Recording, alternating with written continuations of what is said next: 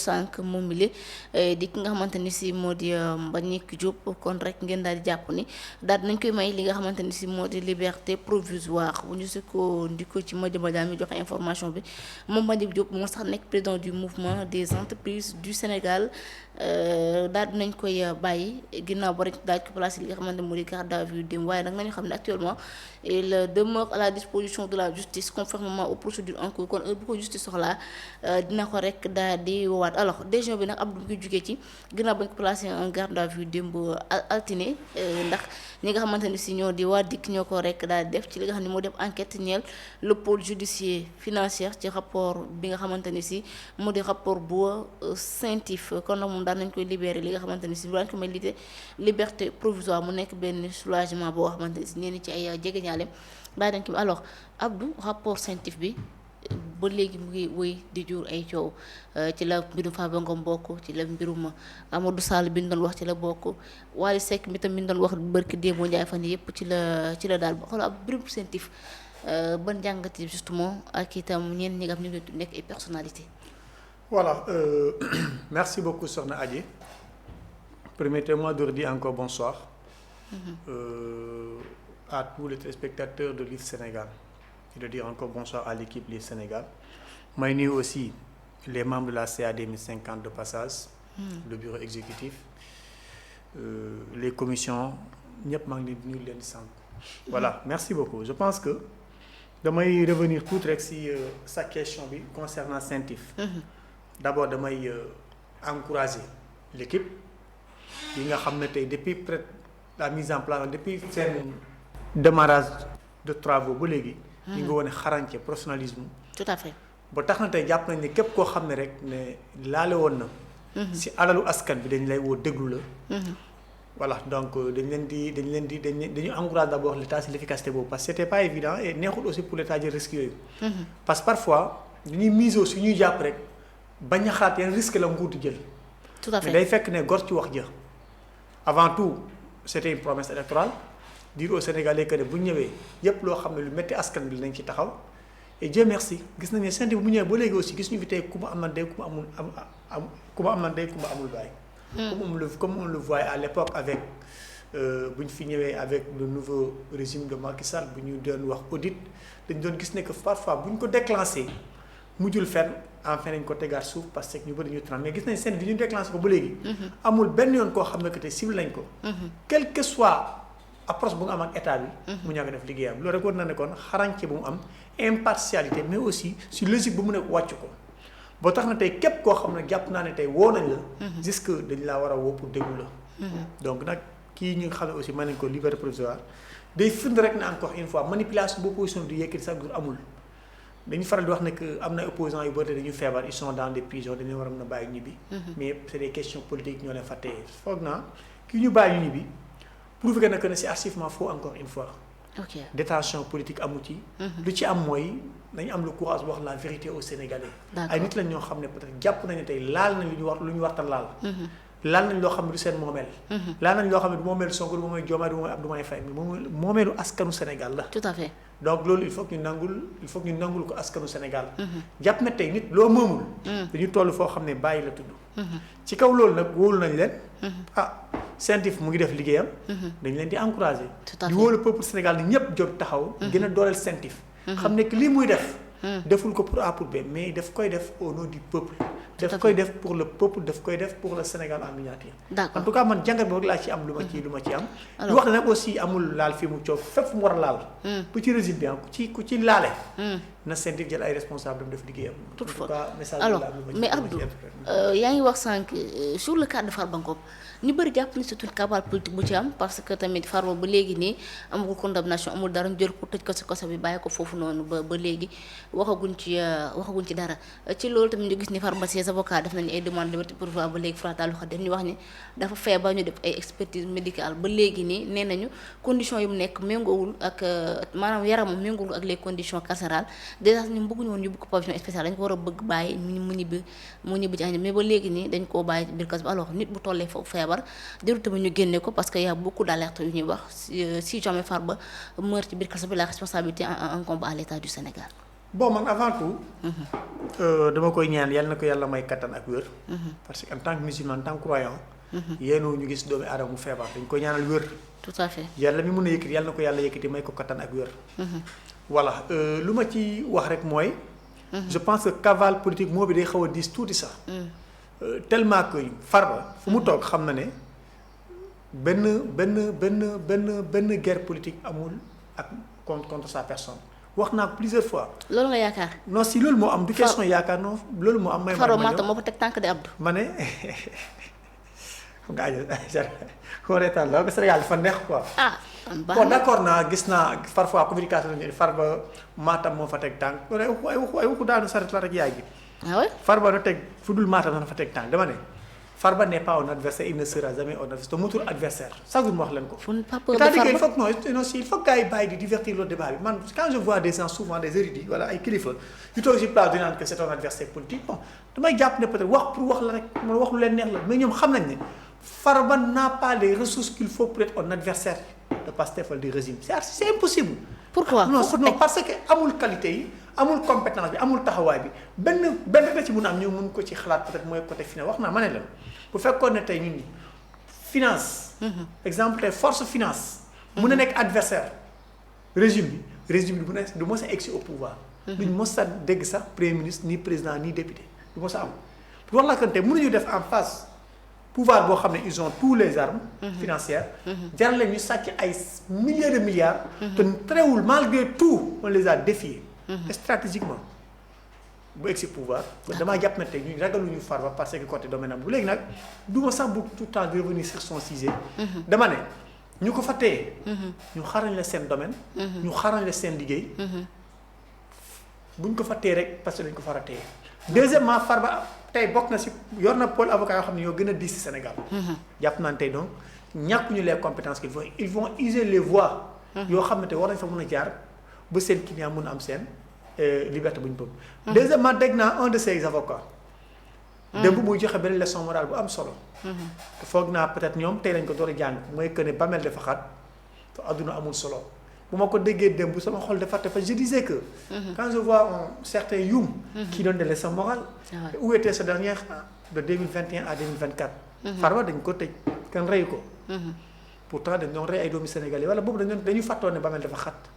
gis nga li dal mais kan moo doon rey ñooñu ba léegi ne xamaguñu justement. gis nga xamaguñ kan moo leen rey yow tam il faut que ñu bàyyi naxante bi il faut qu'on apprend à être. c'est pas Adjara c'est Adji bon Adji ak Adjara benn la quand même damay nangu loolu. ah oui je sais donc soxna Adji. je pense que il faut que ñu mun a xaw a sincère tout certaines questions pourquoi mooy bu ñu toogee di laaj ci Sénégal yi kan moo rey bu dul le régime responsable bu ñu la jox armée jox la pouvoir yépp jox la force yépp. ñu rey say doom yow mi war rek le garant du peuple. ngay seetaan ñu rey askan boobu. après ngeen toog laaj nit yi kan moo rey. non mais ñoom dañoo rétablir l'ordre non attends c'est-à-dire que non Abdou ñoom dañoo rétablir l'ordre Adjara c'est pas pour rien tey bu ñu la nommé exemple directeur général. wala ministre tel secteur. am na erreur yoo xam ne bu fa amee. même bu fekkee ne lié directement ta personne à 90% am nga sens pour ñu démoser la. parce que les responsables se reposent sur vos épaules. au moment où les responsables se reposent sur le régime sortant. ba ni ma ba jour bu justice bi tracé. amuñu benn responsabilité bu dul régime sortant. mais la société est partagée te le régime sortant boobu tey moo fi taxaw di joxe ay leçons morales dinaa ne bàmmeel dafa xat dama ne bu ñu fontoo nit yi nañu bàyyi seen caaxaan yi. Omar Youm ngay waxal. non si Omar Youm laay wax bu ñu fontoo sax laay wax moom en réalité parce que bu fekkee ne tey la mun a xam ndax bàmmeel xat na du tey la ñu ko war a wax dem lañu ko war a wax. bu ñuy rey doomi Sénégal mu nekk doomi Sénégal nekk un avocat. waroon nekk un bon porteur de voix. waroon na jóg leen attention am na loo xam ne nguur jaru ko il est temps ñu teg question bi sur la table. xam lan moo war a mun a indi ces gens de monnaie boo xam ne mu ñuy cause ay perte de vie am doole. bu ñu bëggee wax ji jeex na. ñoom bu ñu jëlee dossier bi delloo fu ñu war a delloo. te ñetti suuf. benn bakkan deew dañuy dem élection ñu lamine leen. Sénégal yi woccu leen. léegi nag ñooñu tey bu ñu tourné def seen coalition de manœuvre kenn xamul ban saa nit lañ. ne dañuy soutenir Farba Ngom bu dem nañ xam nañ ne ñoom Farba est insoutenable wax naa ko fi di po ma ne leen ñoom seen bopp ñoo gën a xam ne Farba insultant bi léegi nag vouloir manipuler le peuple saa dossier bu fi du fanaan prison il faut qu'on se dise la vérité dañu bàyyi caaxaan yi. mais non c'est-à-dire que tey bu ñu fi toogee dinaa ne le dossier est vide c'est d'insulter enfin les juges qui sont là-bas c'est d'insulter les juges ñoo xam ne ñoo fa téye Farba Ngom il faut qu'on apprenne à respecter ces gens-là il faut qu'on apprenne à respecter ces juristes-là qui ont juré leur serment devant le peuple sénégalais pour servir notre nation ça c'est absolument faux. tout à fait Farba bu defutoon dara du fanaan kii nga xam ne may nañ ko liberté provisoire bu mu ko waree may liberté provisoire dañ ko may mu dem. damaa jàpp ne tey kii ñu may liberté provisoire tey pour man moo gën a moo ñu ëppal doole ko Farba Ngom loolu sama gis-gis la en tant que. waaw jeune militant du parti politique. d'accord de Pastef comprendre nga. donc lu ma fa bëgg a wax mooy. nañu bàyyi caaxaan deuxièmement. man ni benn jàngat ak benn message la am lu ma ciy lancer c'est un message boo xam ne dama koy lancer en tant que jeune patriote. dama koy lancer en tant que jeune révolutionnaire. jeune boo xam ne j'ai participé dans tous les combats d'injustice. de 2012 à là dama koy wax en tant que ancien coordinateur du mouvement national des jeunes d'espoir d'avenir du Sénégal et ancien syndicaliste mooy que ne. c'est un message ba peuple di wax dañuy faral gis Sénégal. ku fi sàcc nekk milliardaire. am nga 190% ñu bàyyi la. ku fi sàcc say mbokk nekk milliardaire.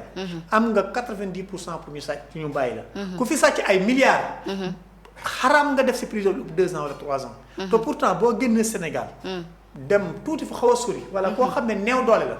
day gis ku jóg war a jox dépense am lu njabootam lekk. mu sàcc bay jàmbur dem jaay ko ñëpp xam ne dañuy criminaliser vol de bétail. ñu war ko mën a tëj 5 ans jàpp 10 ans. wala même parfois duñ ko mën a juger.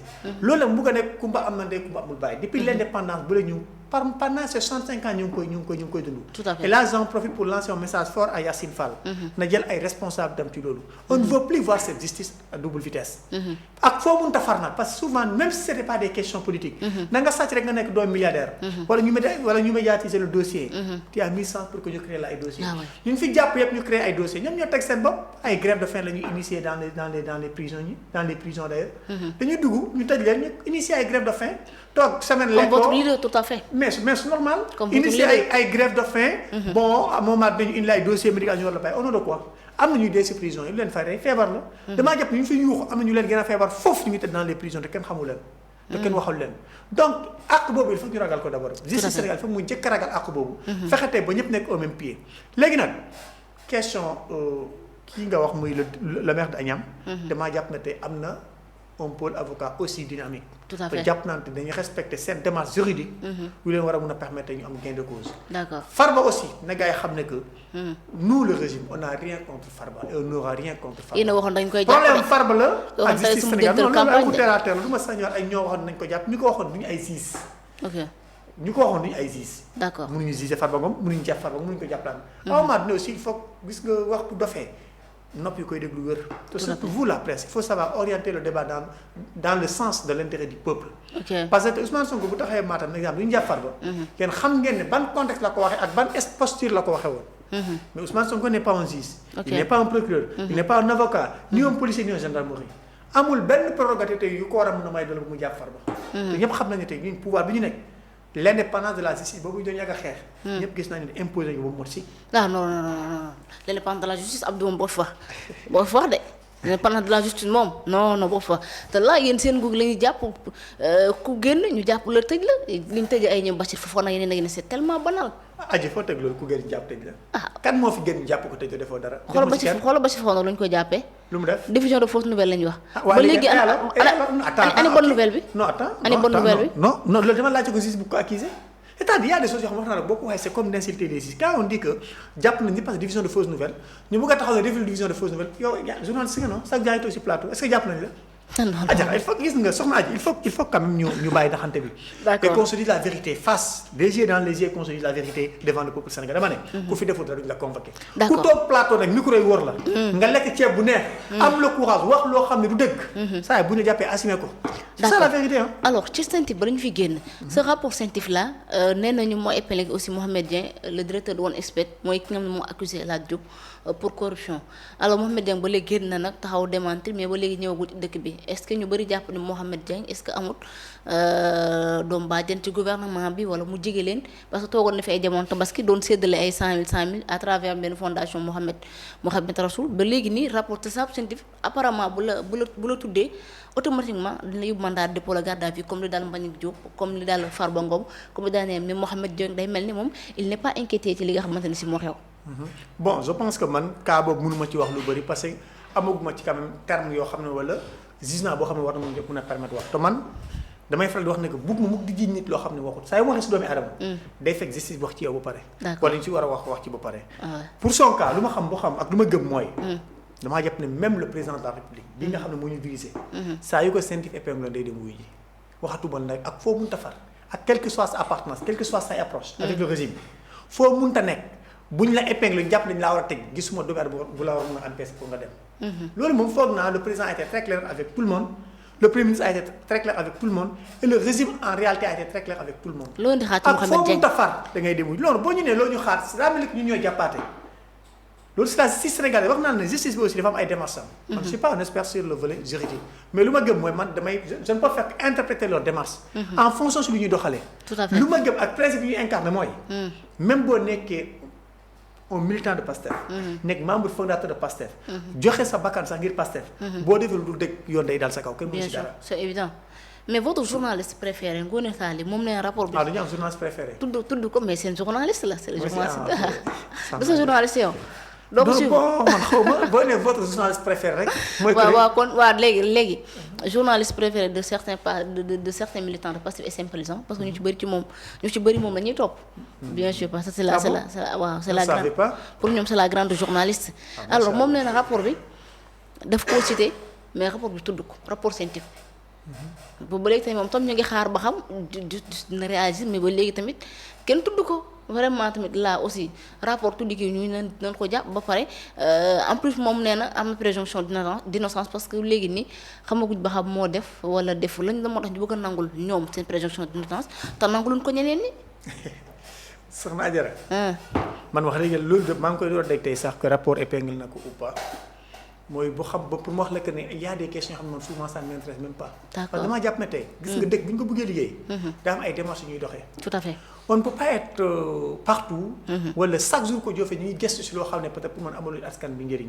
c'est vrai que correction baax na. mais on a d'autres priorités bu dul di gëstu kan la ñu war jàpp ak kan la ñu war jàpp parce que ñu fiy jàpp bu dul ñu génnee xaalis delloo ko askan Sénégal benn importance la amal Sénégal mooy leçon morale. bu Abdoulaye Faye mi toog fi tey. war a toog sama bureau am prérogative def lu ma neex.